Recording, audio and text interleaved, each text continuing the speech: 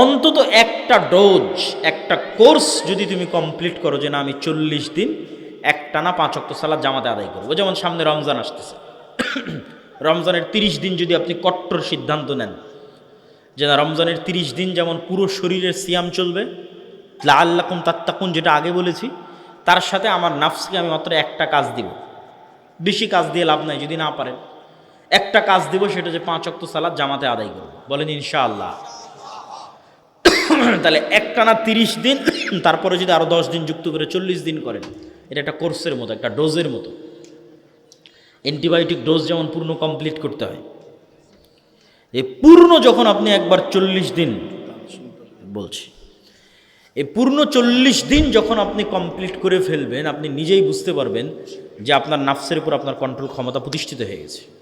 তাহলে বক্তব্যের দ্বিতীয় অংশ, সিয়াম শয়তানের বিরুদ্ধে যুদ্ধ, সালাত শয়তানের বিরুদ্ধে যুদ্ধ।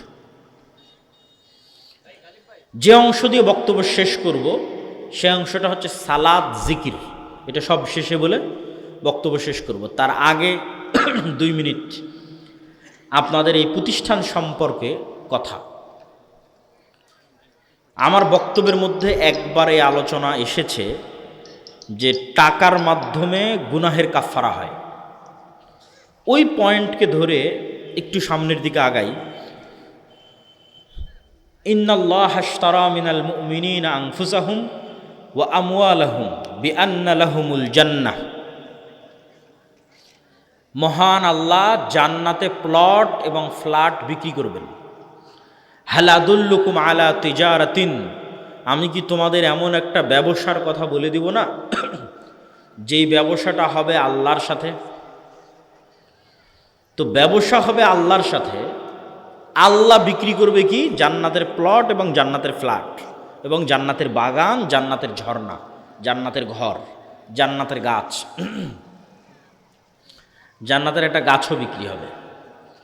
একজন সাহাবী জান্নাতের একটা খেজুর গাছ কিনেছেন পুরো একটা বাগানের বিনিময়ে, পুরো একটা খেজুর বাগানের বিনিময়ে জান্নাতে একটা গাছ কিনেছেন। যেটার সংক্ষিপ্ত ঘটনা হচ্ছে, একজন গরিব সাহাবী রাসূল সাল্লাল্লাহু আলাইহি সাল্লামের কাছে এসে বলছিলেন যে আল্লাহর নবী, আমার বাড়ির পাশে একজনের খেজুরের গাছ আছে, গাছটা হেলে আমার বাড়ির মধ্যে চলে এসেছে। তো আমার ছোট ছোট শিশু বাচ্চারা ওই খেজুর গাছের থেকে খেজুর পাড়ে। তো ওই ধনী ব্যক্তিটা বকাঝকা করে। আল্লাহর নবী ওই ব্যক্তিকে ডেকে বললেন, তুমি এই খেজুর গাছটা জান্নাতে একটা খেজুর গাছের বিনিময়ে এই গরিবকে দিয়ে দাও। তো এই ব্যক্তি রাজি হলো না। সেও ভালো মানুষ, কিন্তু নিজের সম্পদের উপর নবীরও অধিকার চলে না। মানুষের সম্পদের উপর নবীরও কোনো অধিকার নেই, স্বেচ্ছায় না দিলে। তো এই ঘটনা একজন সাহাবী আবু দাহদা তার নিকট পৌঁছল। তার বিশাল এক খেজুরের বাগান ছিল।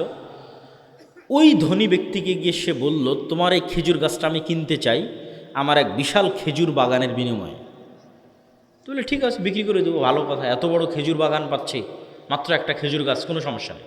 বলে ঠিক আছে দাও, দিলাম। তো আবু দাহদা বিশাল এক খেজুর বাগান ওই ধনী ব্যক্তিকে দিয়ে দিল, আর ওর থেকে একটা খেজুর গাছ কিনে নিল। ওই খেজুর গাছ কিনে নিয়ে এসে বা রাসূল সাল্লাল্লাহু আলাইহি ওয়াসাল্লামকে বলছে, আল্লাহর নবী আপনি এরকম ঘোষণা দিয়েছেন, এটা কি ঠিক? কি ঘোষণা? তো বলে এই খেজুর সাহাবীকে দেওয়া হয় তাহলে জান্নাতে একটা খেজুর গাছ পাওয়া যাবে। তো বলে হ্যাঁ, কথা ঠিক, যদি এই খেজুর গাছ ওই গরিব সাহাবীকে দেওয়া হয় তাহলে তার জন্য জান্নাতে একটা খেজুর গাছ। তো বলে আল্লাহর নবী, আমি আমার পুরো এক খেজুর বাগানের বিনিময়ে এই খেজুর গাছটা কিনে নিয়েছি, এই খেজুর গাছটা আমি ওই সাহাবীকে দিয়ে দিলাম। আল্লাহু আকবার। তাহলে এই ব্যক্তি আল্লাহর সাথে ব্যবসা করার জন্য পুরো একটা খেজুর বাগান বিক্রি করে দিয়েছে, একটা খেজুর গাছ জান্নাতে নিবে এই জন্য। তো এই বিক্রিটা বাস্তব, এই বিক্রিটা রিয়াল, সত্য, এবং এই বিক্রিটা লাভজনক, শতভাগ লাভজনক। 20%, 30%, 40, 50, 60 না, শতভাগ। কী জন্য শতভাগ লাভজনক? দুনিয়াতেও লাভ, পরকালেও লাভ। আমি এখন আপনার কাছ থেকে একটা জমি যদি নিই, টাকা আপনি আমার কাছে রাখতে দিবেন না। আপনি বলবেন জমি দিয়েছি, টাকা দাও। টাকা কিন্তু জমি বিক্রেতা নিয়ে চলে যাবে। আর আমি এখন বলতেছি আল্লাহ জান্নাতে একটা ফ্ল্যাট দরকার, জান্নাতে একটা ঘর দরকার। তো বলে ঠিক আছে, কি করতে হবে? এটা করো। ধরেন আমি একটা দান করলাম, আমি মসজিদে একটা ফ্যান কিনে দিলাম, একটা মসজিদ বানিয়ে দিলাম, মানুষকে খাওয়ালাম, ইয়েতিমের দায়িত্ব নিলাম, কোনো একটা কুয়া ঝর্ণা আল্লাহর রাস্তায় দান করে দিলাম, যেমনটা সাহাবীরা করেছে। তো সেক্ষেত্রে ওই খেজুর গাছ, ওই খেজুর বাগান, ওই মসজিদ, ওই ফ্যান, ওই কুরবানির গোস্ত, এগুলো একটাও কি আল্লাহ সুবহানাহু ওয়া তাআলা নিজে নিয়ে চলে যাবে? নিজে নিয়ে চলে যাবে না। তাহলে অন্যের সাথে ক্রয় বিক্রয়ের সময় আপনার টাকা দিয়ে দিতে হচ্ছে, নিজের কাছে রাখতে পারছেন না, নিজে ব্যবহার করতে পারছেন না। আর আপনি আল্লাহর নামে একটা কুরবানি দিলেন, সেই কুরবানির গোস্ত আপনিই খাচ্ছেন, তাহলে লসটা কোথায় হলো? কুরবানির গোস্তটা তো আপনিই খাচ্ছেন। ওই গোস্তটা যদি আপনি বাজার থেকে কিনে নিয়ে আসতেন, ওই টাকাই লাগতো। তাহলে শুধু আল্লাহর নামে দান করার কারণে গোস্তও তো খাচ্ছেন, মাঝখানে ফাও ফাও ফিরি ফিরি আপনি জান্নাতও পেয়ে যাচ্ছেন। আপনি এখন মসজিদে একটা ফ্যান লাগানো, ওই ফ্যানের বাতাস কে খাবে? আপনিই খাবেন। তাহলে ওইটার দুনিয়াতেও আপনি ব্যবহার করতেছেন। যেমন আল্লাহ নবীর মদিনায় মসজিদে নববীর সামনে একটা কুয়া ছিল, ইহুদি মালিক। আল্লাহ নবী বললেন, কে জান্নাতে একটা ঝর্ণার বিনিময়ে কুয়া দান করে দিবে? উসমান ইবনে আফফান বললেন, ঠিক আছে, আমি জান্নাতে একটা ঝর্ণার বিনিময়ে কুয়া দান করে দিলাম। কিনে, ইহুদির কাছ থেকে কিনে আল্লাহর রাস্তায় অফ করে দিলাম। তো উসমান যেই কুয়া কিনে আল্লাহর রাস্তায় অফ করে দিল, তো ওই কুয়া কি আল্লাহ উঠিয়ে নিয়ে চলে যাবে নাকি? যে উসমান, তোমার কাছে জান্নাতে একটা ঝর্ণা বিক্রি করেছে, এখন কুয়া দিয়ে দাও। না, ওই কুয়াতে কে উজু করবে? উসমান নিজে উজু করবে। তাহলে আপনি যেটা দান করতেছেন, ওইটা আপনার নিজেরও ব্যবহার করার সুযোগ থাকতেছে। আপনি একটা মাদ্রাসায় যদি জমি দান করেন, মাদ্রাসায় যদি টাকা পয়সা দেন, ওখানে কার ছেলে মেয়ে পড়াশোনা করবে? আপনার ছেলে মেয়ে পড়াশোনা করবে। ওখানে যদি কেউ চাকরি করে 2-5 টাকা বেতন পায়, এই গ্রামের মানুষজনই সেই বেতনটা পাবে। তাহলে টাকা পয়সা ব্যবহার সব আপনার কাছেই থাকতেছে, শুধু মধ্যে থেকে ফিরি ফিরি আল্লাহ আপনাকে জান্নাত দিয়ে দিচ্ছে। এই জন্য বলা হয়েছে আল্লাহর সাথে ব্যবসা শতভাগ লাভজনক, এখানে লসের কোনো চান্স নাই। লাভের 2 নম্বর পয়েন্ট, শতভাগ লাভের 2 নম্বর পয়েন্ট, সেটা কি? আল্লাহ সুবহানাহু তাআলার কাছে যদি কেউ টাকা জমা রাখে, ব্যাংকে টাকা জমা রাখলে যেমন বৈধ অবৈধ উপায়ে মুনাফা এবং সুদ ভিত্তিতে পার্সেন্টেজ বাড়ে, আল্লাহ বলছেন আমার কাছে কোনো টাকা জমা থাকলে আমি সেটা বাড়াই, বাড়াতে বাড়াতে বাড়াতে বাড়াতে 700 গুণ পর্যন্ত বাড়াই, চাইলে আরও বাড়াই। আল্লাহু আকবার। তাহলে আপনি দান করবেন 1 টাকা, কিন্তু কিয়ামতের মাঠে উঠে দেখবেন যে আপনি 700 কোটি টাকার মালিক, 7,000 কোটি টাকার মালিক। কেন? ওটা বাড়তে থেকেছে। আল্লাহ সুবহানাহু ওয়া তাআলা 700 গুণ পর্যন্ত বাড়াবে, দয়া করলে আরও বাড়াবে। তাহলে এই জন্য আল্লাহ সুবহানাহু ওয়া তাআলার কাছে টাকা জমা রাখলে কোনো লস নাই। আর কাফফারার পয়েন্ট থেকে যেটা আমি বুঝাতে চাই মানুষকে, কাফফারার যে আলোচনাটা শুরুতে করেছিলাম, যে দুনিয়াতে কাফফারা হচ্ছে টাকা দিয়ে, এটা বলে বলতে চাই কিয়ামতের মাঠেও কাফফারা হবে টাকা দিয়ে। পারবেন?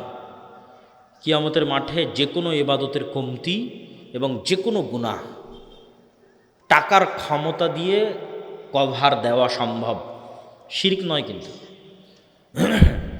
শিরক ছাড়া। তথা আপনি যদি কিয়ামতের মাঠে কোটি কোটি টাকার মালিক হন, তাহলে এখন কার নামে গীবত করেছেন, কার নামে অপবাদ দিয়েছেন, কোথায় কোন ইবাদতে কমতি থেকেছে, কোথায় কোন গুনাহ করেছেন, সবগুলো কভার দেওয়া সম্ভব ওই টাকার দাম থেকে। কভার দিয়ে তখন আপনি জান্নাতে যেতে পারবেন। তাহলে দুনিয়াতে যেমন মানুষের কোটি কোটি টাকা থাকলে মামলা মোকদ্দমা হয়ে গেলে বাঁচতে পারে, মেডিকেল ক্লিনিক হয়ে গেলে টাকার জোরে কোনো না কোনোভাবে বের হয়ে আসতে পারে, কিয়ামতের মাঠেও মানুষ টাকার সেই ক্ষমতা ব্যবহার করতে পারবে। কিন্তু শর্ত হচ্ছে কিয়ামতের মাঠে নতুন করে ধনী হওয়ার কোনো রাস্তা নাই। ধনী দুনিয়াতে হয়েই যেতে হবে। যে আমি কিয়ামতের মাঠে ধনী অবস্থায় উঠতে চাই, এই মর্মে কিয়ামতের অ্যাকাউন্টে টাকা জমা করেই যেতে হবে দুনিয়া থেকে। এই জন্য মুসলমানের গরিব থাকার সুযোগ নাই, মুসলমানকে ব্যবসায়ী হতে হবে। মুসলমান ব্যবসায়ী কওম, ব্যবসায়ী জাতি।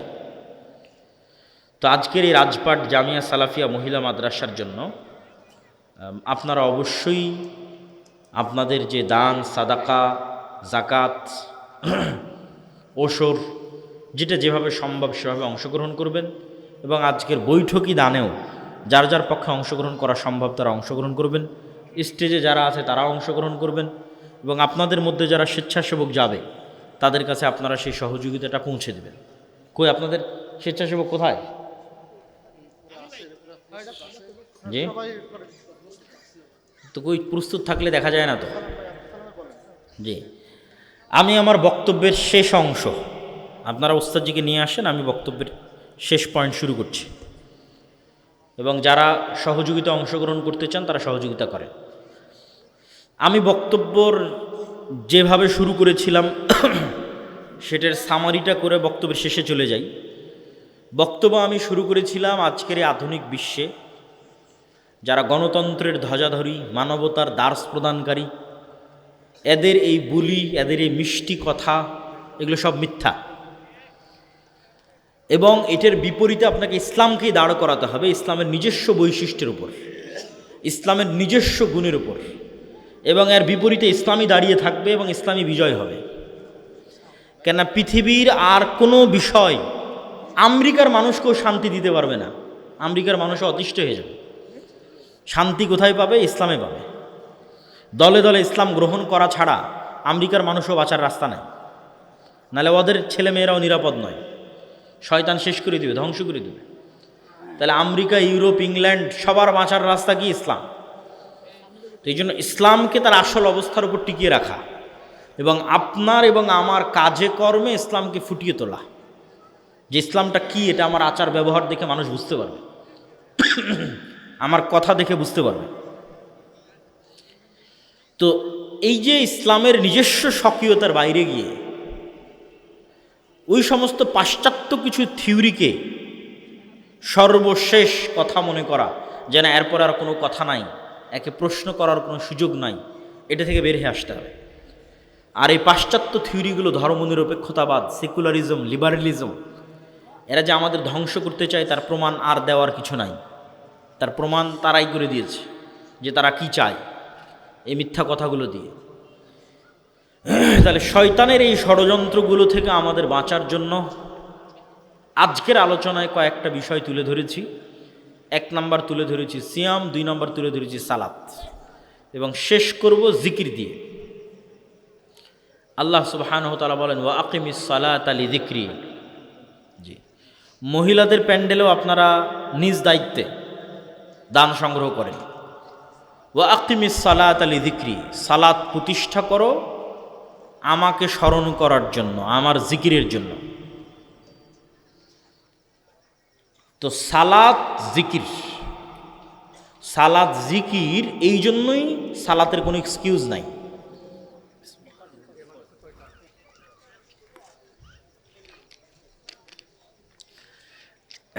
বিসমিল্লাহ বলতে, আলহামদুলিল্লাহ বলতে, সুবহান আল্লাহ বলতে, আল্লাহু আকবার বলতে কেবলা লাগে না, মসজিদ লাগে না, পবিত্র হওয়া লাগে না, উজু লাগে না, তায়াম্মুম লাগে না, জিকির সবসময় করা যায়। সালাত জিকির, সালাতকে বলা যায় ওয়াকিমিস সালাত লিযিকরি, সালাত জিকির।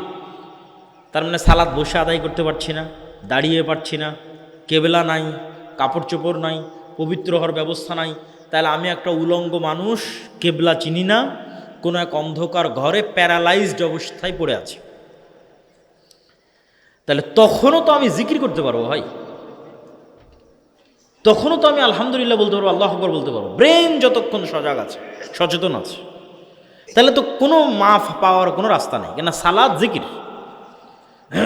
কি দিয়ে মাফ নেবেন? তখনও শুয়ে থেকে কেবলাবিহীন অবস্থায়, উজু তায়াম্মুমবিহীন অবস্থায়, কাপড়বিহীন অবস্থায়, হাত পা নড়ানোবিহীন অবস্থায়, রুকু সিজদাবিহীন অবস্থায় জিকির তো করতে পারবেন, ওটাই তো সালাত। তাহলে সালাতের মধ্যে পুরোটাই জিকির। কিভাবে আপনি দেখেন, আজান দিয়ে শুরু হচ্ছে, আল্লাহু আকবার আল্লাহু আকবার, এই পুরো আজান জিকির। অজুর শেষে যে দোয়া বলছেন সেটা জিকির। আল্লাহু আকবার বলে সালাত শুরু করছেন, এই আল্লাহু আকবার জিকির। সালাতে যে কোরআন পড়ছেন, সূরা ফাতিহা পড়ছেন, পৃথিবীর শ্রেষ্ঠ জিকির কোরআন। আল্লাহু আকবার বলে রুকুতে যাচ্ছেন, এই আল্লাহু আকবার জিকির। সামি আল্লাহু লিমান হামিদা বলে রুকু থেকে উঠছেন, দিয়ে বলছেন রব্বানা লাকাল হামদ, এটা জিকির। এগুলো একটার মধ্যেও কোনো দোয়া নাই, এগুলো জিকির। রুকুতে বলছেন সুবহান রাব্বিয়াল আযীম, এটা জিকির, এখানে কোনো দোয়া নাই। আল্লাহু আকবার বলে সিজদায় যাচ্ছেন, বলছেন সুবহান রাব্বিয়াল আ'লা, এটা জিকির, এটার মধ্যেও কোনো দোয়া নাই। দোয়া করার সুযোগ দেওয়া আছে সালাত আদায়কারীকে একমাত্র সালাম ফেরানোর পূর্বে, আর বাকি পুরো সালাত, উত্থান পতন, উঠা বসা, রুকু সিজদা, এটা হচ্ছে জিকিরের সর্বশ্রেষ্ঠ ফরম্যাট। জিকিরের শ্রেষ্ঠতম ফরম্যাট হচ্ছে সালাত।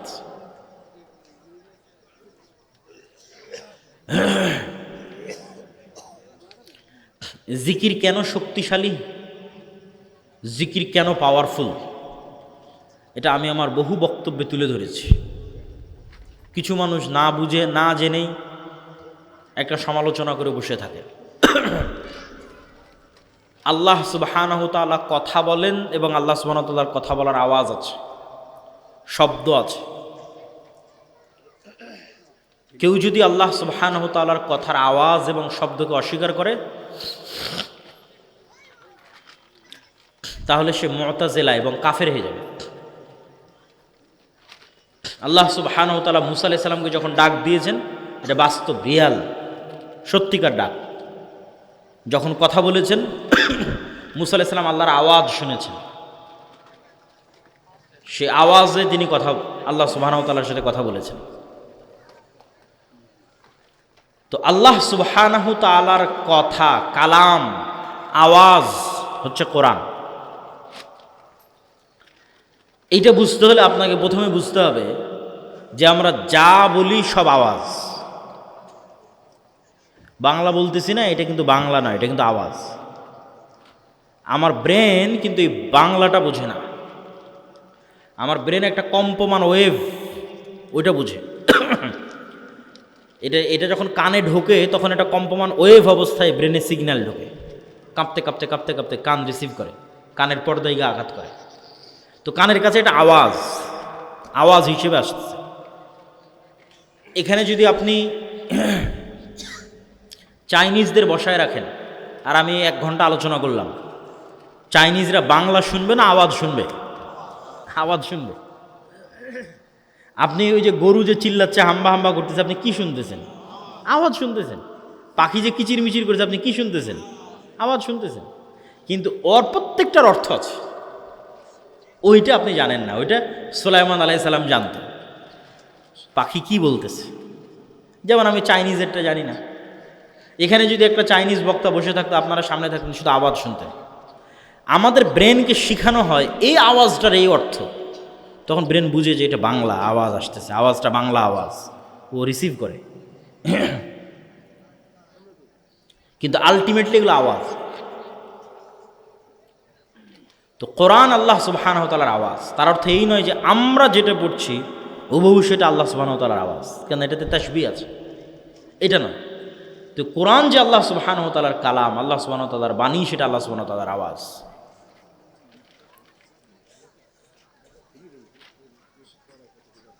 তো কোরআন শ্রেষ্ঠতম জিকির, উম্মতে মুহাম্মাদির উপর আল্লাহ সুবহানাহু ওয়া তাআলার শ্রেষ্ঠতম উপহার কোরআন।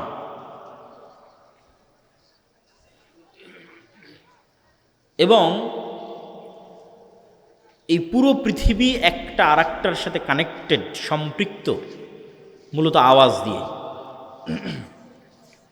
কেন ইউসাব্বিহু লিল্লাহি মা ফিস সামাওয়াতি ওয়া মা ফিল আরজ, আসমান জমিন এবং তার মধ্যে যা কিছু আছে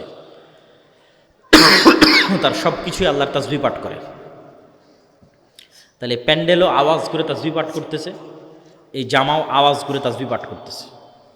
ওই লেভেলের সূক্ষ্ম আওয়াজ শোনার সক্ষমতা আমার নাই, কিন্তু আওয়াজ করে তাসবিহ পাঠ হচ্ছে, জিকির হচ্ছে।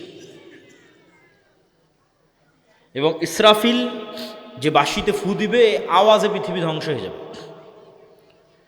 এবং ইসরাফিলের বাঁশির আওয়াজে পুনরুত্থান ঘটবে। এটা এই সিস্টেম আল্লাহ দিয়ে রেখেছে, কেন এগুলো সব আওয়াজ বুঝে। এই আসমান জমিনে আওয়াজ বুঝে, প্যান্ডেলও আওয়াজ বুঝে। অন্য কোনো আওয়াজ বুঝুক আর না বুঝুক, জিকির বুঝে। মুয়াজ্জিন যখন আজান দেয়, এই মুয়াজ্জিনের আজান যতদূর পর্যন্ত যাবে, কীট পতঙ্গ পঙ্গপাল পশু প্রাণী ধূলিকণা বালিকণা সব এই আওয়াজের পক্ষে কিয়ামতের মাঠে সাক্ষী দিবে।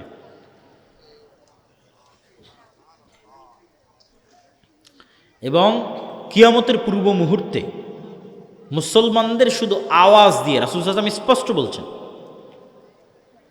যে বানু ইসহাকের একদল লোক যুদ্ধ করবে, যারা কোনো অস্ত্র দিয়ে যুদ্ধ করবে না, শুধু জিকির দিয়ে যুদ্ধ করবে। তাদের মুখ থেকে একটা করে জিকির উচ্চারণ হবে, একটা করে প্রাচীর ভেঙে পড়ে যাবে, একটা করে জিকির উচ্চারণ হবে, শহর বিজয় হয়ে যাবে। সুলাইমান আলাইহিস সালাতু ওয়াস সালামের ঘটনায় কিছু কিছু মুফাসসির লিখেছেন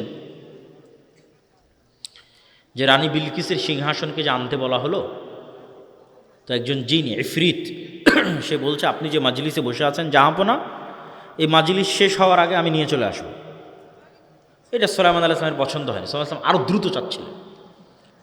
তো আল্লাযী ইনদাহু ইলমুম মিনাল কিতাব, যার কাছে কিতাবের জ্ঞান আছে, এরকম একজন ব্যক্তি, তার নাম কোরআনে নাই, মানুষ কি জিন তাও বলা নাই, কিন্তু বেশিরভাগ মুফাসসিরগণের মন্তব্য যে তিনি মানুষ। তিনি বললেন চোখের পলক পড়ার পূর্বে নিয়ে আসবো। তো জিন নিয়ে আসবে মজলিস শেষ হওয়ার আগে, আর মানুষ নিয়ে আসবে চোখের পলক পড়ার পূর্বে। কেমনে সম্ভব? চোখের পলকে এই যুগে ডাটা ট্রান্সফার হচ্ছে, মেসেজ, কথা, ভিডিও, লাইভ চোখের পলকে চলে যাচ্ছে। কিন্তু এই টিস্যুটা এখন চোখের পলকে আমেরিকা যাবে, এরকম কোনো টেকনোলজি পৃথিবীতে নাই। কিন্তু আমার কথাটা চোখের পলকে আমেরিকা চলে যাচ্ছে আলোর সাথে, ডাটা ট্রান্সফার। মেসেজ দিলে চোখের পলকে অস্ট্রেলিয়া চলে যাবে। তাহলে মেসেজ চোখের পলকে চলে যাচ্ছে, আলোর মধ্যে দিয়ে ডাটা ট্রান্সফার হচ্ছে। টিস্যু কিভাবে যাবে? সিংহাসন কিভাবে আসবে? তো অনেক মুফাসসির লিখেছেন যে ওই যে আল্লাযী ইনদাহু ইলমুম মিনাল কিতাব, কিতাবের জ্ঞান ছিল, লিখেছেন যে বিশেষ কোনো জিকিরের জ্ঞান আল্লাহ সুবহানাহু ওয়া তাআলা তাকে দিয়ে রেখেছিলেন, যে জিকির দিয়ে তিনি চোখের পলকে সিংহাসনকে ট্রান্সফার করেছেন। আল্লাহু আলাম, আল্লাহ ভালো জানে। কিন্তু কোরআনের মধ্যে ইঙ্গিত আছে যে এটা জ্ঞান কেন্দ্রিক কিছু, যে উনি যে চোখের পলকে ট্রান্সফার করবেন, কোরআনে বলা আছে আল্লাযী ইনদাহু ইলমুম মিনাল কিতাব, যার কাছে কিতাবের জ্ঞান ছিল, ও বলছে আমি চোখের পলকে ট্রান্সফার করব। মানে এটা জ্ঞান কেন্দ্রিক কিছু, এটা গায়ের জোর নয় যে জিন গায়ের জোরে উড়ে যাবে, উড়ে গিয়ে সিংহাসন নিয়ে আসবে মজলিস শেষ হওয়ার আগে, ওই গায়ের ক্ষমতা না, এটা জ্ঞানের কিছু, জ্ঞান রিলেটেড কিছু। তো প্রিয় উপস্থিতি, জিকির পৃথিবীর সকল অসম্ভবকে সম্ভব করতে পারে।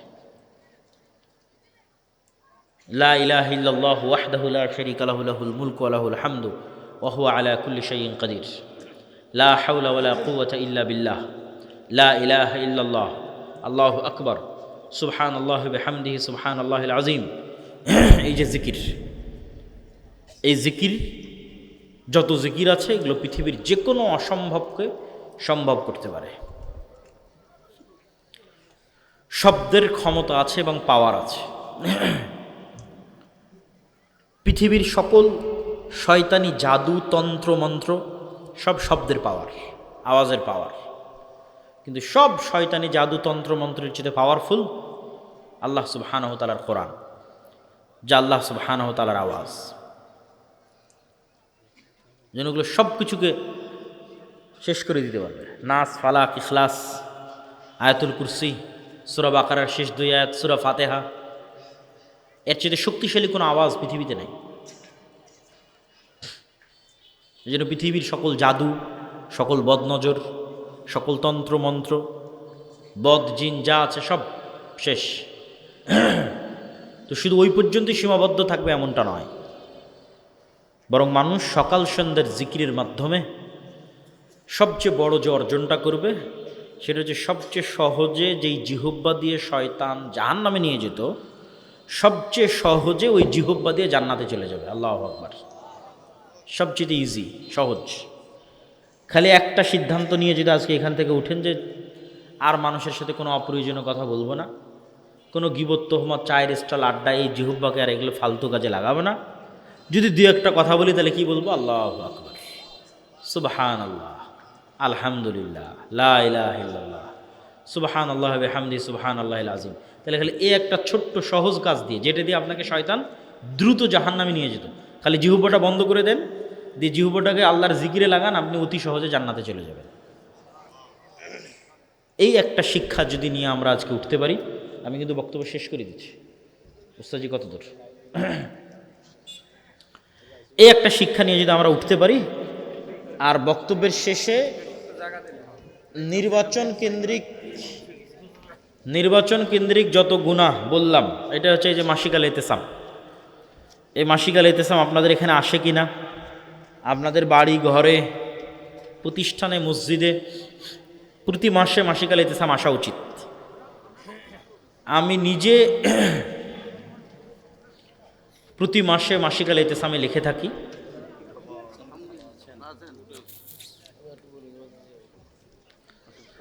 আমি নিজে প্রতি মাসে মাসিক আল ইতিসামে 3টে লেখা লিখি, সম্পাদকীয় লিখি, মিন্নাতুল বাড়ি লিখি, আরও একটা প্রবন্ধ লিখি প্রতি মাসে। এই মাসিক আল ইতিসাম সব জায়গায় আপনাদের এতে থাকা উচিত, আপনাদের বাড়ি ঘর, মসজিদ, মাদ্রাসা, প্রতিষ্ঠান সব জায়গায় থাকা উচিত। আর আল্লাহর পথে যাত্রা, এই বইটা লেখার পিছনের যেটা কারণ, ৩৬শে জুলাই ৫ই আগস্টের পর যখন বিভিন্ন দল মত, সংগঠন, রাজনৈতিক অরাজনৈতিক সবার সাথে উঠা বসা করার সুযোগ হলো, তখন আমি নিজে একটা জিনিস অ্যানালাইসিস করেছি যে এখন যারা আমরা পৃথিবীতে কাজ করছি, তাদের মধ্যে ইমান বিল গায়েবে ইয়াকিনের ঘাটতি আছে। আমার নিজেরও ইমান বিল গায়েবে ইয়াকিনে ঘাটতি আছে, সবার ইমান বিল গায়েবে ইয়াকিনে ঘাটতি আছে। আসলে মুসলমানদের যাত্রা শুরু হওয়া উচিত ওইটা দিয়ে। বহু বক্তব্যে আমি ব্যাখ্যা সহ বলেছি, বাংলাদেশের অন্তত 20 থেকে 50% মানুষের ইমান বিল গায়েবে যদি ইয়াকিন না হয়, কেউ বাংলাদেশে ইসলাম প্রতিষ্ঠা করতে পারবে না, কেউ পারবে না। তাহলে বলবেন যে হয়ে যদি যায়, যদি আপনাকে দেখাতে পারি ইমান বিল গায়েবে ইয়াকিন ছাড়া যেটা হবে ওটা পূর্ণাঙ্গ ইসলাম নয়, পূর্ণাঙ্গ ইসলাম পারবেন না। কেননা পূর্ণাঙ্গ ইসলাম যেদিন আপনি কায়েম করে দিবেন, সেদিন বিশ্ব আপনার শত্রু হয়ে যাবে। বিশ্ব, এই যে সমস্ত নরপিশাচ, নরপশু যারা আজকে বিশ্ব শাসন করতেছে, এই নরপিশাচ, নরপশুরা আপনার অর্থনৈতিক অবরোধ দেবে। পাশের দাদাবাবুরা তো আছেই। কয়টা রাজনৈতিক দল তাদের ইশতেহারে ভারতীয় আধিপত্যবাদ নিয়ে কথা বলেছে, প্রতিরক্ষা নীতি, পররাষ্ট্রনীতি নিয়ে কথা বলেছে? কেউ কথা বলেনি। কেন? সবাই জানে যে গোলামি হচ্ছে আমাদের নিয়তি, এই জন্য ওইটা নিয়ে কোনো আওয়াজ নাই, কোনো সাউন্ড নাই। আর যত নির্বাচনী তফসিলে যত জন জমা দিয়েছে তাদের হলফনামা, 90%, 2-1% বাদ রাখতেছি, আল্লাহ ভালো জানে, তার বেশিরভাগই মিথ্যা। কে কত টাকার মালিক, কে কত টাকা ট্যাক্স দেয়, সব মিথ্যা। পুরো সিস্টেমটা মিথ্যা দিয়ে ভরা। তো আপনি যখন পূর্ণাঙ্গ ইসলাম কায়েমের ঘোষণা দিবেন, সবাই যখন আপনার বিরুদ্ধে অবরোধ দিবে, তখন তো আপনি এই যে এখন ইলেকট্রিসিটি চলতেছে, এসি ফ্রিজ চলতেছে, বিদেশ থেকে টাকা আসতেছে, সব তো বন্ধ হয়ে যাবে। খাবেন কি? গার্মেন্টস বন্ধ হয়ে যাবে, অর্ডার বন্ধ হয়ে যাবে, ব্যবসা চলবে কি দিয়ে? তখন বাংলাদেশের মানুষই রাস্তায় নেমে বলবে যে আর ইসলামের দরকার নাই, যে সেকুলার সিস্টেম ছিল ওটাই ভালো। তাহলে কখন বলবে না যে এই ইসলামের দরকার নাই? এটা কখন বলবে না? কখন ধৈর্য ধরে ওই যে আসহাবুল উখদুদের মতো আগুনে ঢুকে গেছে। আসহাবুল উখদুদ ইমান পরিত্যাগ করেনি, আগুন চয়েস করে নিয়েছে। আসহাবে কাহাফ ইমান পরিত্যাগ করেনি, হিজরতকে চয়েস করে নিয়েছে। কখন বাংলাদেশের মানুষ বলবে যে আম হাসিবতুম আন তাদখুলুল জান্নাহ ওয়ালাম্মা ইয়াতিকুম মাসালুল লাযীনা খালাউ মিন ক্বাবলিকুম মাসাতহুমুল বাসা ওয়াদ-দাররা ওয়া যুলজিলু হাত্তা ইয়াকুলা রাসূলু ওয়াল্লাযীনা আমানু মাআহু মাতা নাসরুল্লাহ। যে জান্নাত কি যাওয়া এত সহজ? অতীতের মানুষদের উপর যে জুলুম অত্যাচার এসেছে তোমাদের উপর, সেটা আসেনি? করাত দিয়ে চিরে দেওয়া হয়েছে ইমানের জন্য, চিরুনি দিয়ে, লোহার চিরুনি দিয়ে আঁচড় কাটা হয়েছে ইমানের জন্য। তো অতীতের মানুষদের উপর যেই পরিমাণ জুলুম এসেছে আসেনি তোমাদের উপর, তোমরা কেমনে জান্নাতে যাবা? তাহলে ওই লেভেলের ইমান বিল গায়েবে ইয়াকিন যখন হবে আসহাবুল হুদুদের মতো, আসহাবে কাহাফের মতো, তখন বলবে ঠিক আছে, সাবারনা, সামি'না ওয়া আতা'না, যা হয় হোক, ইসলামই হচ্ছে আমার স্বাধীনতা। তখন আপনি ইসলাম প্রতিষ্ঠা করতে পারবেন। আর 20 থেকে 50% মানুষের ইমান যতক্ষণ এই লেভেলে না আসতেছে, তখন আমাকে প্রধানমন্ত্রী করে দিলাম, বাংলাদেশে ইসলাম প্রতিষ্ঠা করতে পারবো না, যেটা শতভাগ ইসলাম। তাহলে ইমান বিল গায়েবে ইয়াকিন ছাড়া যেটা প্রতিষ্ঠা হবে সেটা কি? এটা কম্প্রোমাইজড ইসলাম, বিকৃত ইসলাম, পরিবর্তিত ইসলাম। আমাদের আব্বা আমেরিকা যে ইসলাম পছন্দ করবে সেই ইসলাম, মানে মুসলমানদের আব্বা আমেরিকা যে ইসলাম পছন্দ করবে সেই ইসলাম। নাহলে যেটাতে আব্বা নারাজ হবে ওইটা কিন্তু কেউ দিবে না, ওটা কেউ বলবেও না, ওটা কেউ চাইবেও না। কিন্তু আব্বাদের চরিত্র কেমন সেটা তো আপনারা দেখলেন, যে তারা যে এই পৃথিবী শাসন করার কোনো নৈতিক অধিকার রাখে না, সেটা তো আজকের পৃথিবীর সামনে স্পষ্ট, এবং আমার আলোচনা তো স্পষ্ট করেছি। তাহলে আপনার যুদ্ধটা আসলে ওখানে, যে যুদ্ধটা আমরা ছেড়ে দিয়েছি ওটাই তো আসল যুদ্ধ। তখন এই বইটা আমার লেখা, যে মুসলমানদের ইমান বিল গায়েবে ইয়াকিন লাগবে। এই বইয়ের অর্ধেকের বেশি আলোচনা শুধু ইমান বিল গায়েবের উপর, রূহ, নাফস, ফেরেস্তা, শয়তান, তাওহীদ, আল্লাহর পরিচয়, আল্লাহর গুণাবলী, এবং সালাফে সালহিনের লেখা অসংখ্য বইয়ের সারমর্ম এই বইয়ের মধ্যে আছে।